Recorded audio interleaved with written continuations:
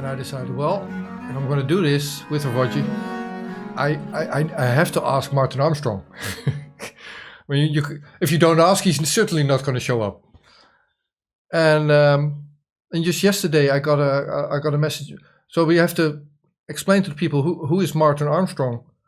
And some of your viewers and mine would know him because we're mentioning him. But the broader audience, I don't think so. So his office connected to me yesterday, and I interviewed him just before we got started. Not on Zoom, so it was on cell phone. So we're going to play that back in a moment.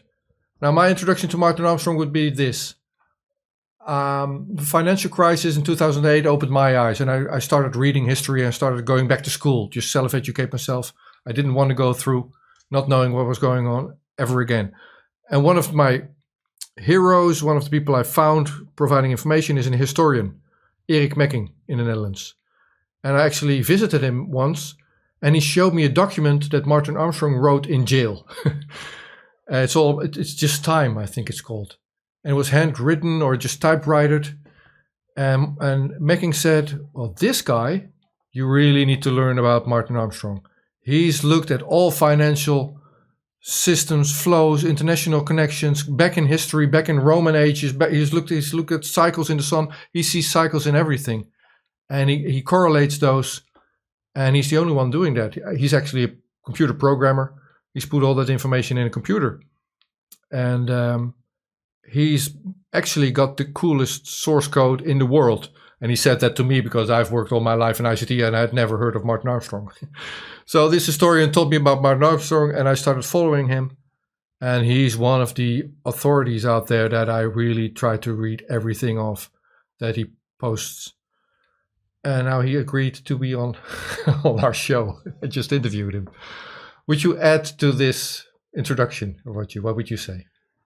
Yeah, I've followed Martin for a long time. He created this AI software that inputs data going back thousands of years that no one has done anything like this. And it had such an accurate record forecasting the future that I think the CIA approached him and said, hey, give me your life's work. And he's like, you crazy? And they put him into jail on trumped up charges for a number of years, and he got out, I think, a decade ago, and resumed his work. And you subscribe to his reports and his service. I think he's got a conference coming up in exactly a month where you can attend in person or stream online. And he has extremely accurate forecasts. And he's worked with central banks and leaders of presidents and prime ministers from all around the world. So he's a very serious person, and I think I think this is going to be interesting. Okay, here we go. Okay, so my guest here is Mr. Martin Armstrong. I got to know you through a historian in the Netherlands who introduced you as a programmer, and I hadn't heard of Martin Armstrong. He said, well, you should. You're an IT person. But if I look in Wikipedia and stuff, you're called an economic forecaster. If you're introduced, Martin, how would you describe your area of expertise? Well, I guess mainly it's been I was a trader, so it's more from the economic side, I suppose. Actually, I was speaking at one of the market technicians in Chicago when Milton Friedman came up to me, and I was pretty much the one of the top analysts in foreign exchange worldwide. So back when they were even forming the G5 in 1985, I was one of the people they called in for that. And it was Milton who basically told me, he said, look, what you're doing is something that he only dreamed about. And I was kind of really surprised. But then I realized he had written a book in 1953 about the floating exchange rate system. So because we did foreign exchange, we had basically offices around the world, from Geneva and London and Japan and China. I mean, everywhere. So because that was the major issue. So when I was younger, I also happened to have my father was a lawyer, and he was trying to push me into law. So I have a good background in law too, but I was more interested in trading. So he then pushed me into programming. So then I got into artificial intelligence, and that's how I created our system. We named Socrates. Yeah, that's what Eric Macking said. You wrote the best software in the world, basically, with that program Socrates. We'll get to that, what that thing does in a moment. Now, my first question to you is, in this changed time over the last half year at the least, what Socrates does is analyze pretty much everything and find cyclical movements, and you use them or use that program to forecast future events. Now we're in a situation with the coronavirus. I was wondering, does this corona situation in itself follow a cycle that you have determined? Disease, yes. Basically a cycle to just about everything. The real, I mean, this is not a real, serious event. They're using it politically. I mean, all you have to do is look at the death rate. It's no greater than even the flu. A serious issue is when you're really like looking at the Spanish flu or something like that, and you're, if 10, 15% of the population is actually dying, now you got a real serious issue. We don't see that even remotely coming up. I mean, the first real disease cycle kicks in around 2022. So, I mean, this one is not even as bad as the 2017 flu. Huh. Okay, thanks. I've been reading your blogs, armstrongeconomics.com, and on there, at least once, but I think you do it more often than that, you say we have to crash and burn before we can reach something good again. Now, I was wondering, is that scenario like we need to crash and burn before we can build again? Has it changed by this virus and the measures taken? In other words, has Socrates made changes to its longer term prediction of the future based on events of the last half year? No, actually, what they are doing is, I mean, they are deliberately trying to crash the economy to create this great new reset. And in doing so, you're not only wiping out small businesses and things of this nature. So economically, Socrates has been showing that we're in a contraction into 2022. But it has also been forecasting, and I've put out for the last probably 10 years even, that this particular cycle would be a commodity cycle in the agricultural side, and that it was showing that we would be in a period of going into shortages. Ironically, this is exactly what these people have created by all these lockdowns and things of this nature. There is shortages of food developing around the world. I mean, from China, Africa, I mean, there's been food riots down there. Even in the United States, there was, periods where we couldn't find a lot of different things. And now you have the EU moving in to ban like fertilizers and things of this nature, which will seriously reduce the output of agricultural crops around the world. Yeah. So I'm in Europe. I'm in the Netherlands. Just this evening, my prime minister has had another of his press conferences warning us for curfews happening and restricting us from, I believe we're not even allowed to be outside as parents with our kid if the child is over 14. So there's measures outside of any reasonable correlation with preventing a virus. So this leads into a question. We see lockdowns everywhere and riots in Europe, and then the World Economic Forum has presented plans, and the IMF is mentioning a great reset now and mentioning we need a Bretton Woods too. I was wondering, have these signals have had an impact on the flow of money, because that's what Socrates is taking in. You're looking at the flow of big money over the world. Have been happening over the last months have an impact of the flow of big money throughout the world? Yes, it's confirming more or less what the trend has been, and that a lot of it will, I think, also be accelerated depending upon the presidential elections outcome here. But I mean, what is going on with these people is that this Great Reset, has been orchestrated, honestly. And, the center has been the World Economic Forum. And this is all quite astonishing, really. But, Klaus Schwab, you can look on YouTube, he's put out his 8 predictions for 2030. And it's a communistic world. This is what the academics tend to always want to create. And his number one thing is you will own nothing. All right. You'll rent everything. He wants to eliminate property, end fossil fuels. You won't eat meat anymore. Honestly, if I did what these people did, I'd be in prison for probably, multiple lifetimes. You have Bill Gates and everybody standing up, and what do they have investments in? Meat substitutes. He's put in, investments in everything that they're pitching. Shut down meat plants, do this, do that. It all benefits whatever they have.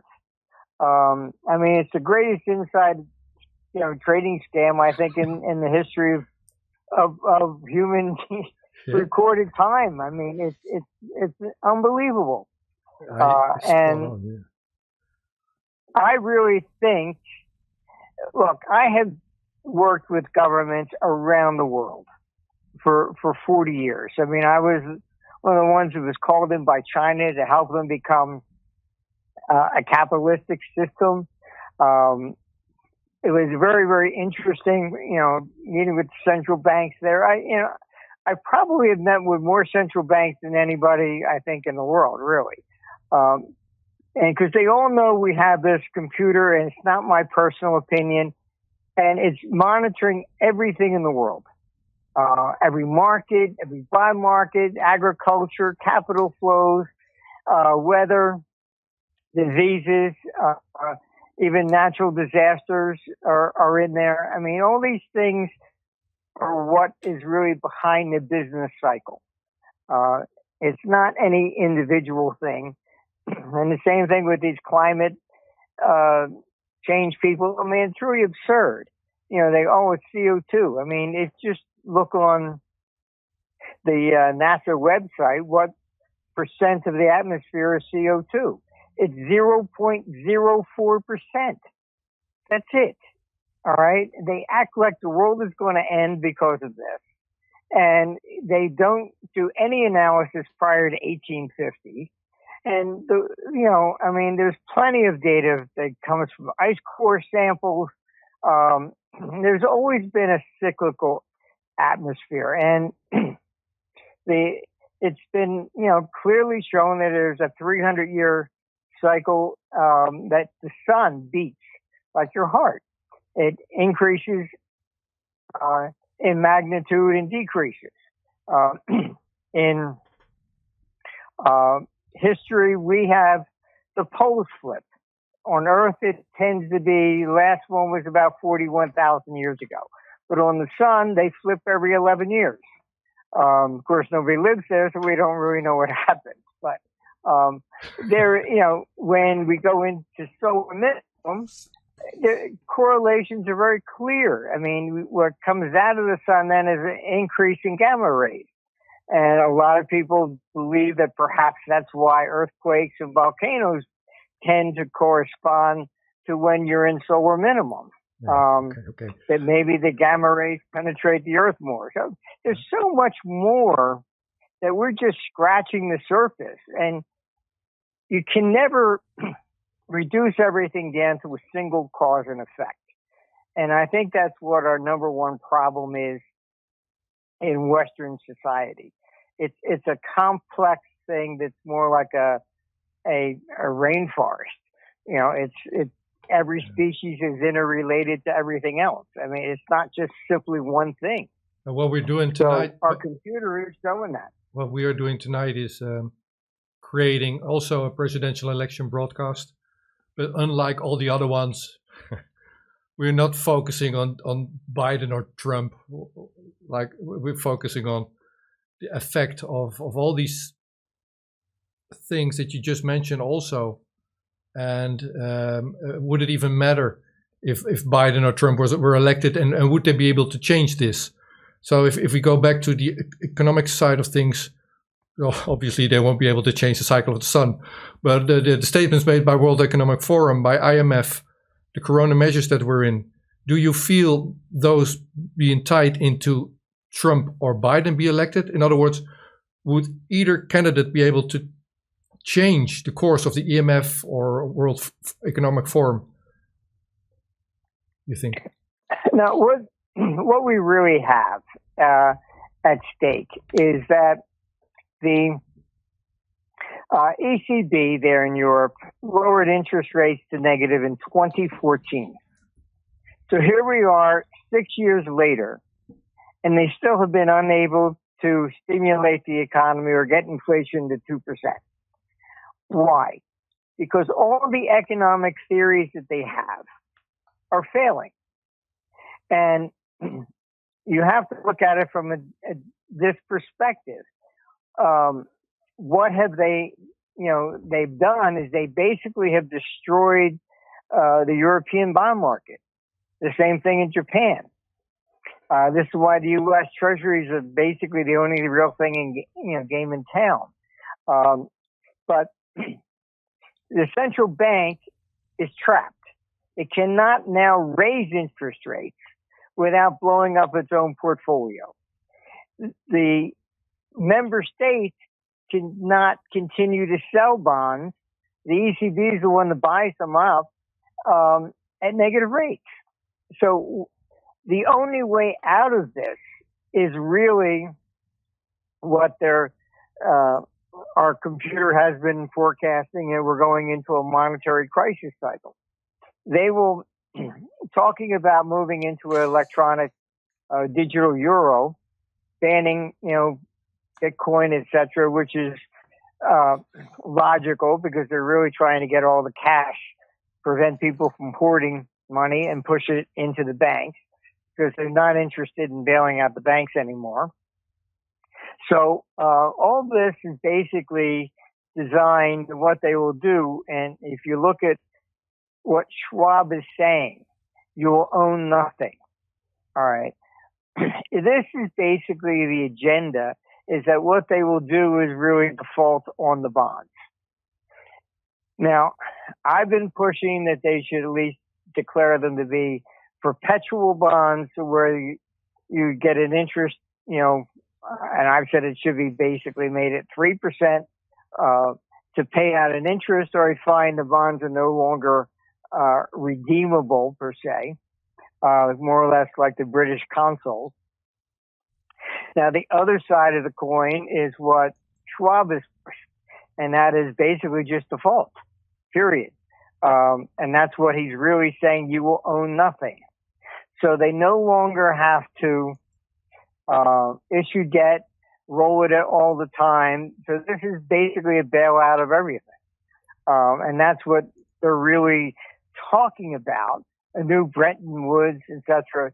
There is no way to fix the current system. They are, since World War II, all they have been doing is borrowing year after year after year with no intention of ever paying anything back. And you can go to our site, you'll see that if you just calculate the cumulative interest that they have paid, all right, you get the left wing say, the capitalists and the money. 70%, up to 70% of the debt, and even this is applied to Germany before they start lowering these rates, was not money that went to schools or roads. It went to interest. That was it. So this system has failed. And how do you get out of it? I'm trying to at least retain democracy, etc. These lockdowns are basically about destroying the economy. You've already wiped out about a third of small businesses.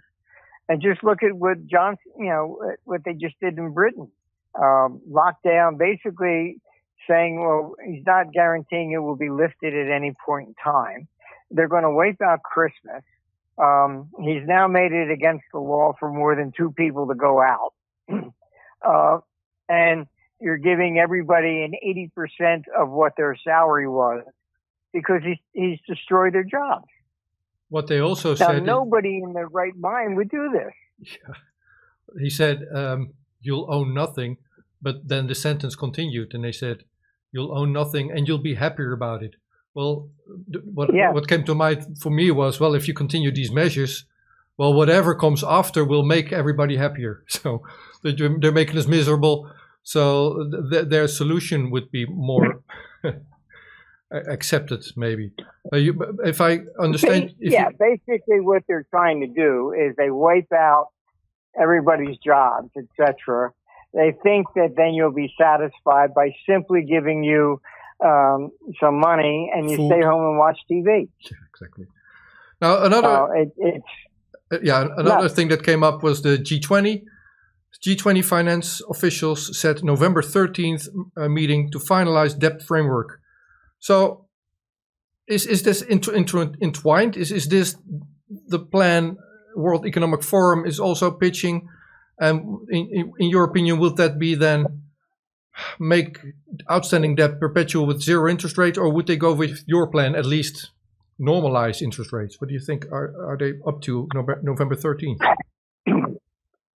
I think they're probably going to follow Schwab. He's got a lot more pull, I would say. Just look at his board of directors. I mean, Christine Lagarde's on the board of the World Economic Forum. So, Al Gore. I mean, he's got these people basically eating out of his hand. He talks to Christine Lagarde all the time. Now, I can tell you that nobody in the actual press is willing to stick their neck out and investigate. But if you look at it, Bill Gates started selling his stock in December last year, ahead of the crash. World Economic Forum, they sold out everything. All right. And Schwab, I can say, told Tony, well, he didn't want to appear to be greedy. This has been organized. It's been an intentional attack on the world economy to change it. And this is not something that, oh, gee, look at this. Well, let's figure out how we can make it better. And they intended to do this. And like I said, I've worked with politicians my whole life. And for years, I mean, I would say, if we don't do this, it's going to crash. All right. And they still do it. All right. Because a politician is different. I can't run for president and say, vote for me because I saved your job. You're going to look at me and like, well, how do I know I would have lost it? All right. Nobody can win an election that way. It's better you lose your job. And then I say, vote for me. I'll get the guy that did it. So they love crisis. What you also said is back in the day you were called in to assess new presidential candidates. I'm assuming that stopped before. Well, maybe you were also asked to assess Biden at a certain point. But if you were to give an opinion on Donald Trump or Joe Biden, what would it be at this time? Oh, Trump, absolutely. I mean, the major difference is this: is that, I mean, I know for a fact all the allegations about Biden and Ukraine and China, I know they're absolutely 100% correct because I know people on the opposite side. But forget the corruption side. The difference between a career politician and somebody like Trump is that Trump has to return to a private business. So he's never going to pass some sort of law that's so draconian that's going to affect himself. Whereas a career politician does not return to anything. They just get speaking fees and they live off of the government for free. So I've studied many different types of government, and the best one was the Republic in Genoa. The Doge, or like president, rotated on an annual basis. And it was a member of all the richest families. But it might be 30 years by the time your family came back into power. But that kept things legitimate because nobody would, again, pass a law that they would be subjected to themselves the following year. And it wasn't this class warfare stuff that we hear. And ever since Marx, it's all, us against them. They try to divide people. And I mean, you can look at, what was really the truth was the unemployment of blacks was at the lowest historical ever in December. So this has been all orchestrated to crash the economy so they really can rebuild it. It's kind of like Nero, what they say, fiddling while Rome burns. So that slogan, this is basically what they're doing. That slogan that they come up with, "Build Back Better," that wasn't a lie. That's their intention, right? Yes, I mean, it's not better for me. Schwab put out his fourth, industrial revolution. Nobody ever designed the other ones. Yeah, exactly. He thinks, oh, okay, fine, we can, create artificial intelligence will replace all these different things. Look, I have a computer that will replace basically every analyst. You could use it to even replace the legal system, even politicians. So basically, what he's doing is fighting the cycles, then, or no? Yes, I mean, look, it's you look at his promo piece and it's equality, inclusion. This is the same pitch that they used for the Russian Revolution. I mean, it's just nonsense. He wants to bring equality. Are you going to give up all your assets and take off your sashes and your medals and go walk on the streets with everybody else? Of course not. We are the great unwashed. We're too stupid to know what's good for us. So it takes these super intelligent beings like him, Gates, Soros, and others to be on top to make sure that we have a good life. This is their idea. In one of your newsletters, your blog entries, people can follow them for free, which is great. Martin Armstrong, or ArmstrongEconomics.com. You said you talked about Bitcoin. You mentioned that a moment ago as well, and you said Bitcoin is not going to be allowed. And I thought, well, how are they going to stop it then? But then the other day, like last week, I tried to sell a little bit, and then what you get in the Netherlands, and it's European law, is that you're supposed to show where you got them. Well, that's new. You never had to show where you got your euros or your dollars, but now you have to show how you got your euros, and then the trading company is supposed to make sure that you're not whitewashing your money laundering your bitcoins. So that's the easy way to prevent people fleeing to Bitcoin, maybe. But at the same time, I hear reports that Iran is now trying to trade or own or use Bitcoin. Do you still see Bitcoin being not allowed as an international player, or how do you see that? Has that changed? No, I mean, from the beginning, I warned people, look, they're just allowing it so they're following it to see how it works, and then they will replace it themselves. They are not going to allow competition. They don't allow anybody else to print, money.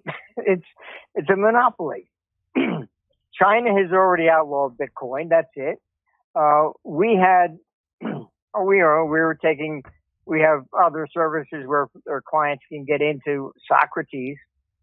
And simply because Socrates was forecasting Bitcoin, Europe said we were not allowed to take any money on any other service as long as we have Bitcoin. We had to move everything. We had to shut down our services in Europe and move them to the United States because of simply one. And we told them, we're only forecasting Bitcoin. We're not selling it. Didn't matter. They're afraid of it, though, then, aren't they? Yes, look, that gold, anything that they see as a place that money can seep out of the system. So the digital euro they want, it eliminates bank runs. You can't go to the bank and say, give me all my money out of the account. How are you going to get it out? Digital. You can't go down there with a flash drive and say, here, put it all on there. This is just the way it is. I was thinking that that digital euro or digital dollar or central bank digital currency, that it was maybe another year or 2 years before it would be here. But given the speed with the way things are developing now, I wouldn't even be surprised if we'd see it in January. What's your take on when we will see that introduced? No, our information is that they were looking to do it by January. Okay. Final. Extremely rapidly, and particularly if Bush wins, if Trump wins, then what will happen is they're going to move at lightning speed because they're going to afraid that capital is going to be leaving Europe and running to the United States. If Biden wins, then he's already stated that he will rejoin the UN because he'll just join on with everything else that's going on in Europe. And he'll be extending lockdowns, etc., over here as well. Okay. So, let's final question that I have two questions. So what I also read on your site and on the newsletters that you send out is information about how to trade a vertical market. So whichever president wins tonight, that might trigger those vertical markets you were talking about, wouldn't it? Yes. I don't know if you're going to know who actually won tonight. There is indications that there are a lot more people out there for Trump than the polls claim. I think it's the same thing as Brexit. I think the polls are just being manipulated to try and convince people to vote for Biden. But, you go out there. I voted this morning, and all you saw was people out there. When you left, they go, "Did you vote for Trump?" That was it. I didn't see anybody out there with Biden signs. Yeah, well, the theory is they all did it by mail, but we'll have to see about how that evolves then. Okay, but yes, that will be interesting because I think that mostly the people that voted are the ones that don't trust that type of system. Yeah. So I think they were probably more pro-Trump that voted actually today, and they were using the virus to scare, honestly, everybody into staying home and trying to blame Trump for everything. It's just crazy. But okay, but this is really what's going on. My final question would be this: over the last couple of years, I was under the assumption that it would be a big bank, Monte dei Paschi in Italy, or even Deutsche Bank, who would go under, and then we'd be back in 2008 on steroids. Now, with all the money printing, and you've been talking about the repo market, the interventions there, and I've seen money go, the new support packages in the European Union. No bank, this is just my feeling, no bank is going to be allowed to fail anymore. They'll just print whatever they need to be. So they need to perpetuate this system. Now, what we are going through now, what is unfolding now, Is that new in the history of the world? Are there parallels? Yes. I mean, even if you look at Rome, for example, Rome didn't have a national debt. So as far as a real major debt crisis, this is probably the first time in history for that. There have been private, debt crises over the centuries, but we're looking at this stage in the game at really the governments have gone too far. The system does not work. And that's what this Great Reset is really about. And that's why they've been able to sell it. It's like I said, I've worked with politicians for such a long time. Somebody like Johnson, what he's done in London, he's basically destroying the economy. A third of small businesses are gone. By the time he's done, he'll wipe out the rest. And so you have to ask, he knows what has happened. Why would he do this again? All right. He has no intention of worrying about running for election. I've been given, internal memos from Germany. They're already planning to postpone the elections there as well. We may not see elections again. And this is all built up into this crisis, et cetera. And it's really about government because they were going to fail. But should Trump win big, like not contested, he would not go along with this, but would he be able to change these plans or put a stop to them, or is it going to play out anyway? What do you think? I think it's going to play out anyway. I mean, all he can do is basically stand up and offer an alternative. You'll see a lot of capital just basically flee Europe in that case. And, but their grand plan with this Great Reset is to overthrow Trump. Then they have the nuclear power of the United States, and Biden even said it in his in the debate. He would rejoin the UN and use that power to force China to comply. This is what they're really trying to do, and I think it's seriously wrong. And they're going to put a risk of international war, and the computer's showing probably by 2027. So you're not going to be able to force the rest of the world to comply with this new, Great Reset.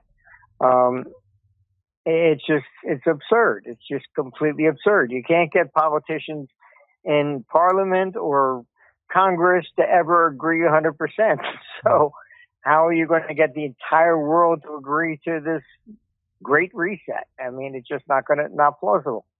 Well, yeah, that is the question that I have when I see my prime minister on television. So, why is he doing this and not being honest or taking the? Well, obviously, we're a very small country. What can he do? At least he could be honest, but he's not doing that. Look, to me, they have clearly been bribing the top politicians in the major countries that they need to, and then the others are going, well, I don't know, they'll do it, so I guess we follow that as well. But I'm telling you, I've worked with politicians way too long. I've had enough of them, and they do not do anything proactive. They prefer crisis, so therefore there's no way they would be doing this, to prevent a disease. No, they're doing this because they've been paid. And the only question is, what have they been bribed in? Euros, dollars, British pounds, Bitcoin. What is it? What are they taking? This is. We're going to ask them. We're going. There's going to be a point in time where we are going to ask them that. So that's my hope for the future. Martin Armstrong. Just my last question then. Have you voted already or no? Yes, I did. I was down there first, 7:00 in the morning. So would you tell us what you voted for? Who you voted for? I voted for Trump because again, I don't think this election is traditional in the sense of one personality versus another. It's an agenda. And that's what I'm looking at. I don't care how many tweets Trump does. I mean, at least I know that he's not going to do something drastic because he has the business he has to return to. It's true. Martin Armstrong, thank you so much for talking to us. Stay in good health. Well, thank you for inviting me, and good luck over there. That was fun. Is your mic back on? Oh, yeah. Are we live now? Yeah, we're live. Oh, all right. What do you think? I mean, I couldn't get Martin Armstrong on, and you did, so I'm jealous. Oh, we've been competing viewers of this live stream, so you're still ahead there. You've got more viewers to this live event than do I. However, I have to welcome another group of people in here as well. So there's the Geopolitics Empire group of supporters. That's your that's your fan base. Where are they located? All over? Do you know? All over the planet, I guess. I would assume mostly United States. I mean, you're doing all English. I get messages from Australia, Europe, so on. So my broadcasts are these days mostly Dutch, and whenever I do something English, like now, I'm naive maybe, but I think everybody in the Netherlands speaks fluent English, but it's not the case. So a large part of my audience doesn't know what we're talking about, and then I go off, "Oh, this is a brilliant interview. You have to watch this." And they go, "Yeah, I don't understand it. Can you create subtitles?" Well, that's a tremendous amount of work. But I really would have everybody watch Armstrong. This was a good conversation. Check out his documentary Forecaster, which tells about the story of what happened to him. So yeah, the Forecaster. The thing is, it has been on Dutch television also, and I grabbed it off the internet before that. But then it was on Dutch TV, and it was redacted. A part in the middle was cut out, and that was the part where Martin Armstrong drew a drawing and said how that banker Safra was killed and how Putin got into power after the USSR fell. So that would be the high point of that documentary. And they decided to cut that out on Dutch television. I never bothered to ask. They would probably say, "Yeah, we had to cut it out to so and so many minutes." Yeah, right. I'm not buying that. So there were some quotes in here. We could the greatest inside trading in recorded history. There was some insider trading taking place just before 9/11. Of course, yeah. Yeah, and well, even with the Corona stuff, bunch of the CEOs and stuff. I mean, they were selling stocks before the pandemic was declared. So, yeah, as when I was on Spiro Skouras' show, he called it, COVID 1984, a global 9/11. So there you go. Yeah. Then another thing he said, and that I've been. So tonight you're keeping me awake, but sometimes I have problems sleeping. And one of the things that are going through my mind is what Armstrong just said. We'll probably see, as according to his computer program, we're going to see an international war by 2027. All right, cool. I mean, I'm always obsessed with that because I see it coming. So Martin Armstrong, according to his Socrates program, says the same. I just see it as inevitable. And Ricardo Bossi, the former Australian Special Forces that I interviewed, said, and as a history teacher myself, it's like, what's the default state of mankind? Is war. Peace is the anomaly. So that's just fact, So the thing is, my son is 14 now. So at 7 years, imagine green attire, gun, and that's the loss of that. That's what's going through my mind. Yes, we came, we saw, he died.